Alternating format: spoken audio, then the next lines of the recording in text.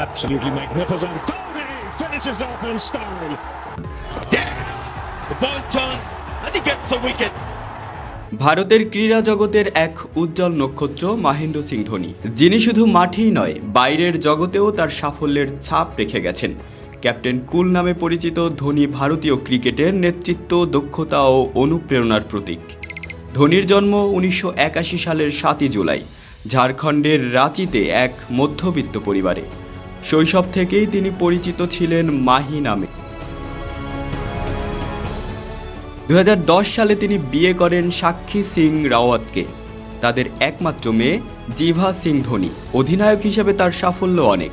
ধোনি বিশ্বের একমাত্র অধিনায়ক যিনি আইসিসির 3টি বড় টুর্নামেন্ট চ্যাম্পিয়নশিপ জিতেছেন: 2007 সালের টি-20 বিশ্বকাপ, 2011 সালে ওয়ানডে বিশ্বকাপ এবং 2013 সালে চ্যাম্পিয়ন ট্রফি।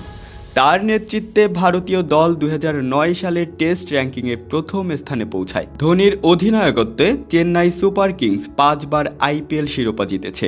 আন্তর্জাতিক ক্যারিয়ার পরিসংখ্যানে দেখা যায় ধোনি আন্তর্জাতিক ক্রিকেট টেস্টে 90 ম্যাচে 4,876 রান, ওয়ানডে 350 ম্যাচে 10,773 রান, টি-20 98 ম্যাচে 1617 রান করেন। 2014 সালে টেস্ট এবং 2020 সালে আন্তর্জাতিক ক্রিকেট থেকে বিদায় নেন ধোনি।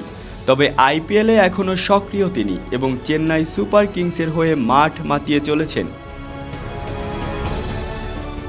ধোনি বিলাসবহুল গাড়ি এবং বাইকের ভক্ত। তার প্রথম বাইক ইয়ামাহা আরডি 350। ধোনি বর্তমানে 20টিরও বেশি ব্র্যান্ডের বিজ্ঞাপন করেন।